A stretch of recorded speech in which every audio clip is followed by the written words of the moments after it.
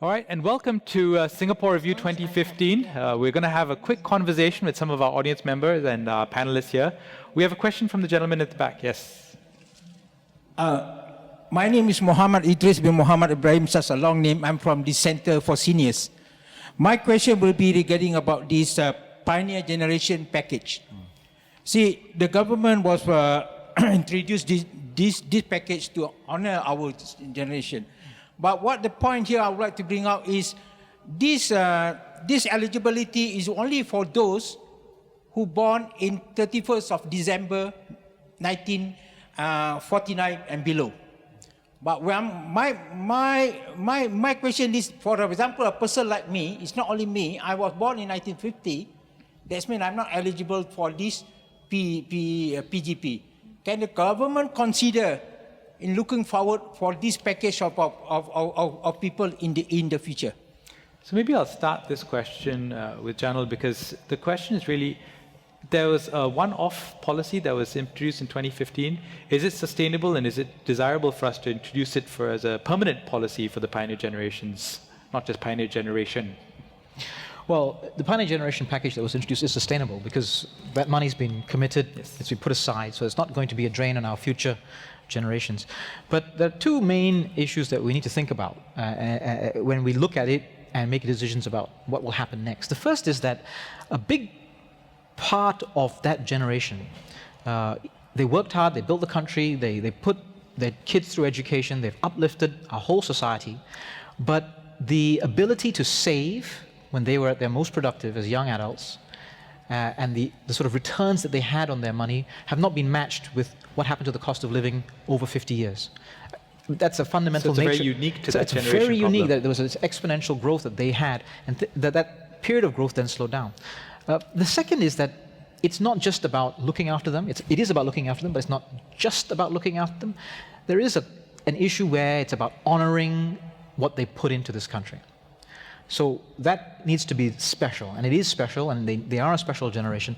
So those are I would say, there are many, many, many parts of the Pioneer Generation package, but I think we need to keep those two ideas in mind when we look forward. Excellent. We have a question from the gentleman on the right. Yes. Hi, my name is Lorenzo. I'm from Republic Poly. And in moving forward in 2016 with Skills Futures, we are going to have a much more skillful workforce. Are you ready to actually adopt a work-life balance with actually shorter working hours and changing the Employment Act with shorter working hours and actually achieve more family time and family bonding, which end of the day doesn't mean long working hours equal to higher productivity? So I'm going to start with the lawyers because I know that they work the longest working hours. And actually, apparently, Singapore works the most hours, almost the most hours in the world. So maybe start with you, Young. Perhaps I want to ask what you would like to achieve with work-life balance, as opposed to perhaps retaining your job, as opposed to the competition that you are getting from people from other countries, and probably even from your cohort who may be willing to work harder than you. If we want shorter hours, what are we willing to trade that in for?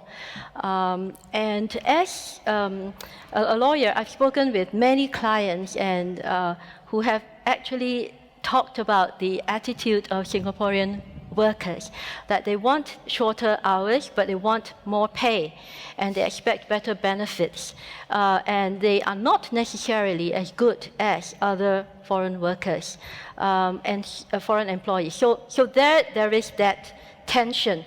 So what is it that we want? And if we are willing to give up some, yes. Selena, do you think that the trade-off needs to be so stark? Well, actually, I think work-life balance is probably more a life cycle. Okay, when you're young, you're hungry, you want to make a mark in your career, you should be prepared to work hard. And if that means working longer hours, then so be it. Because you are there to learn a skill, you're there to learn a profession, you should be prepared that whatever it takes, okay? But I guess when you get a little bit older, maybe your energy cycle goes down, or maybe you have family needs to attend to, maybe that's where the work-life balance can come in. So I do agree that probably employers and the government can set an example. So whether it's job sharing or allowing more flexible working arrangements, I think we can improve on that front, but I don't see it as a blanket work-life balance for all. So I would find it very strange if someone someone who just graduated from school comes in and says, you know, I want work-life balance because I want to go drinking with my friends. So what kind of balance is that? Leon is an Selena, I employee, guess what many Singaporeans do yearn for is an environment where there's that flexibility. I think this is not one size fits all, and different people would want to strike the work-life balance in a different way.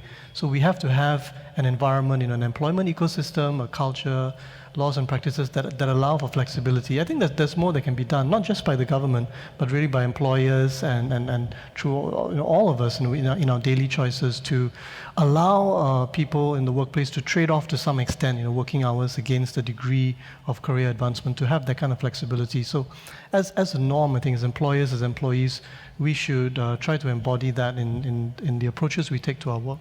You've taken a very unusual approach to work-life balance. What are your thoughts? 3 comments, if I may.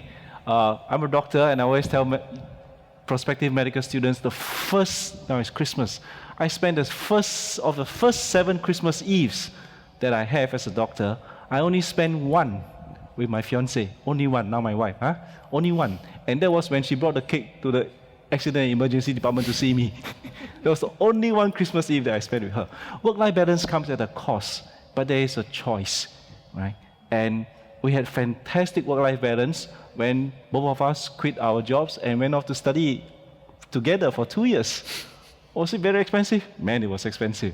But it was tremendous for our work and our life. So it comes at a cost. There are seasons to it. I don't think we can demand it, right? And the third thing is the team at work. And I wanted to go for my honeymoon, 3 weeks, and it was impossible. The schedule wouldn't allow it.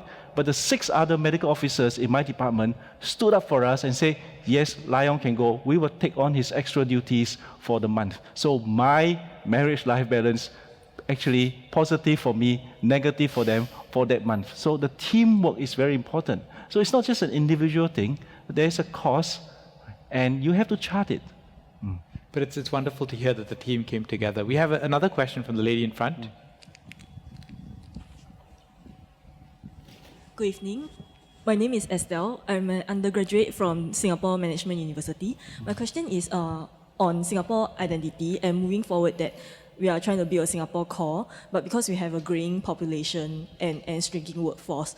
So do you think our society is ready to embrace alternative methods to actually increase our total fertility rate, such as maybe allowing women to undergo egg freezing and even giving more rights to single mothers and removing the stigma that's associated with out of wedlock marriage, out of wedlock babies. Yeah. So would like to hear your thoughts on this. Thank you. Well, it's an open question. Anybody feel free to jump in. It's a difficult question, certainly not an easy one.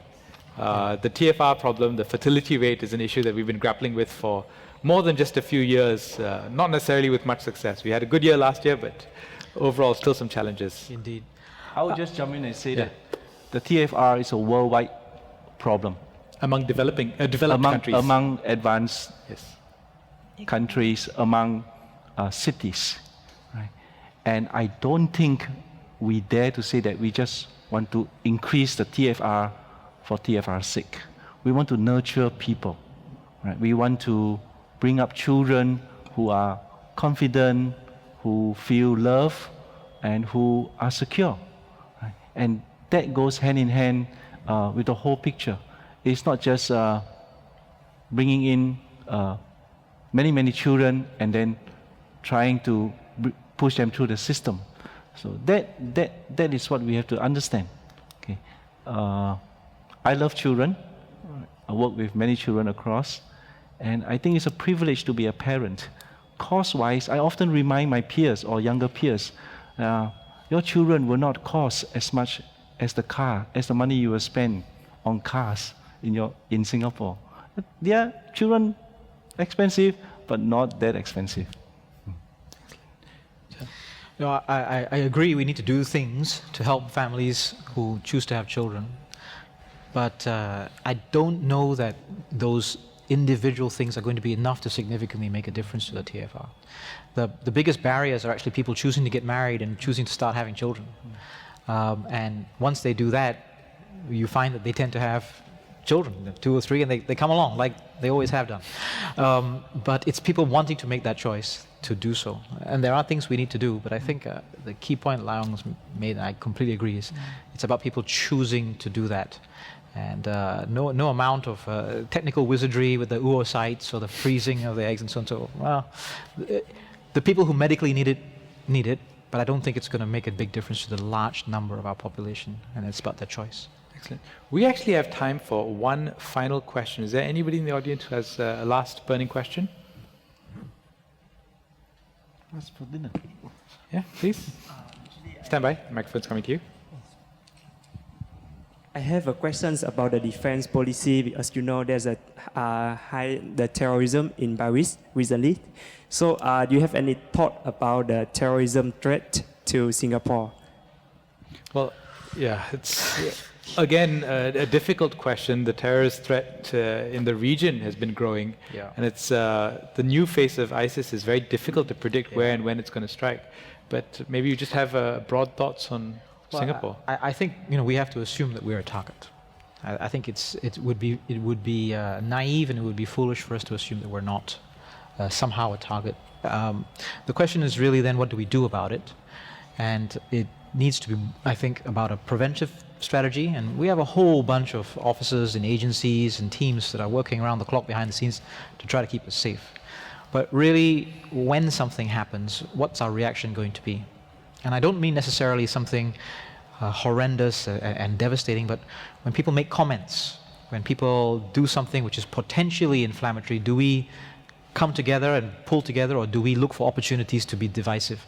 And of course, we all hope and wish and assume and pray and inspire that we'll come together as one, and we must make sure that that is so, because that will give us the resilience then to move forward to what happens next. And this links back to Yong-Yong's point about we need to have more discourse, more dialogue, more open communication about difficult issues like race and religion, because that comes to addressing the cultural issues and the gaps that could be formed between communities. Leon, do you have any thoughts on this? I would agree about the need for those kinds of dialogues and that kind of engagement on those issues, because I think that will foster a more resilient society. I agree with Jamil's point about resilience, and that resilience is, I think, the key thing.